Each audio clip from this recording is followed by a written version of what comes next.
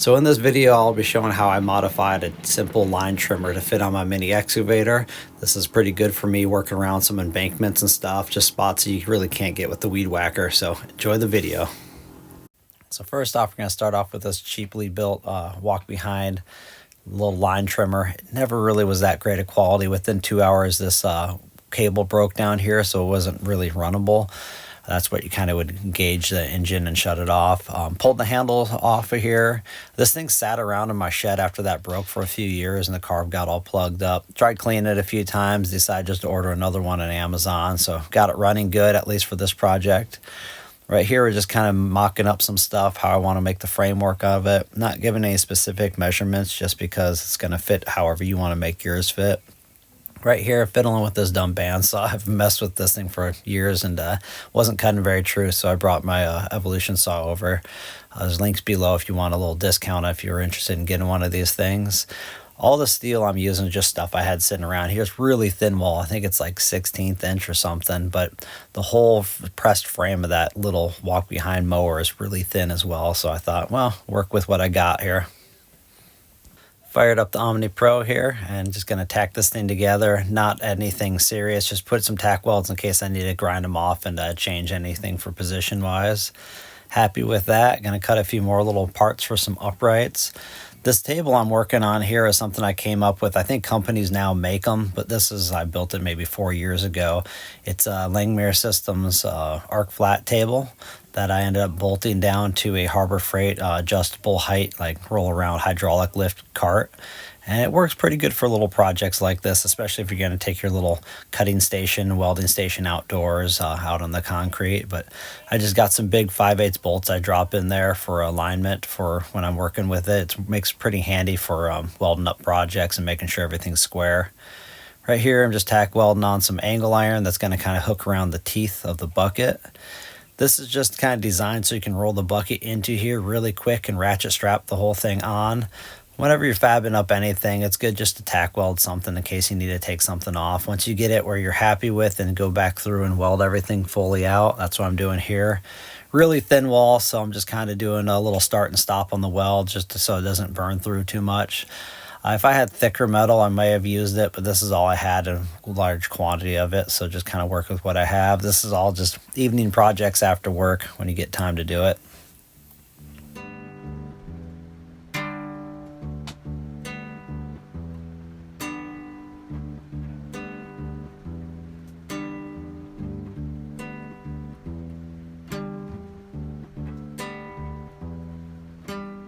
So here I'm just grinding off all the powder coat paint on that deck where I'm going to be welding it. That stuff, if you weld over it, not only does it put off a bunch of nasty smoke, it also adds a bunch of porosity to your weld. So if you can get rid of that, it's going to make your welds a lot nicer. And yeah, you won't be breathing all that nasty toxic smoke either. Well, that's all I can do for the night. I got to go to work early in the morning. So got some major gusseting I got to do on this and still figure out a way to configure this so I can put it on and pin it, or maybe I'll just ratchet strap it on there. That's fine too. So still got some more mounts to make and a few things and beef up some of this area a little bit more. I think it's gonna work.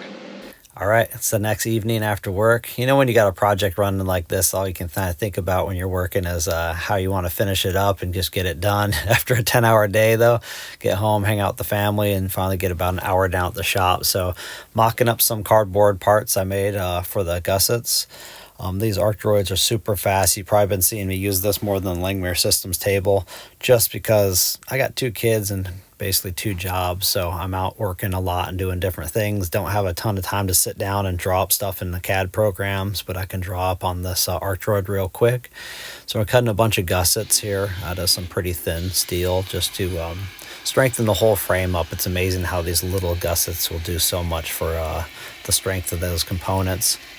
The reason I built this not as a standalone attachment where you would unpin the bucket and hook this mower on is because you're not going to use it as much if you have to pull out the pins and slide the pins into this thing. I just wanted something you could roll the bucket into really quickly, ratchet strap it, start mowing for a while, and then unratchet strap it, roll the bucket out, and start digging again. I just wanted something that's very convenient. If it's convenient, you're going to use it quite often. Here I'm adding a few little corner gussets to strengthen that where the bucket teeth go in because it's going to take quite a bit of pressure on those.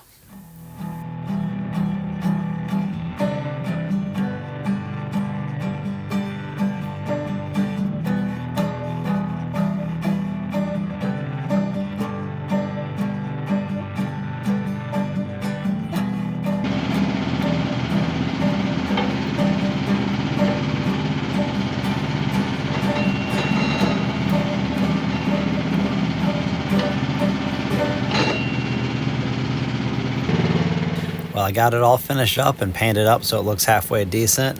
I'm not 100% sold on actually run the ratchet strap in this location. I might cut some new tabs and some other stuff or beef it up with the heavier duty ratchet strap. But for right now, it's good enough to try it out and test it out and see how we can maybe improve it in the future.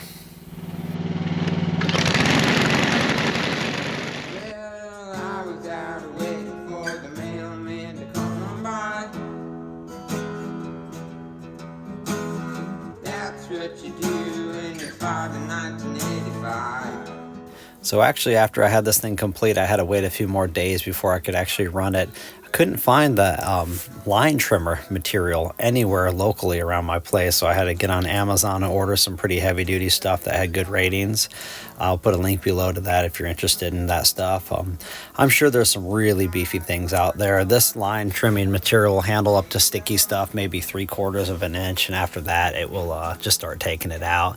It's got some limitations being the plastic twine, but it's also got some forgiveness too. If you bump up against something, it's not going to tear itself up too bad like a metal blade.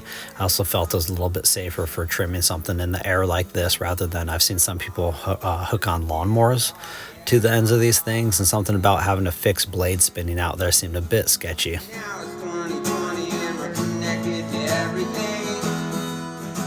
So I kind of figured that maybe I was the first guy to put a line trimmer on one of these little mini excavators. I've seen a few people using lawnmowers for this, and this seemed like a little bit safer approach, at least to start off with.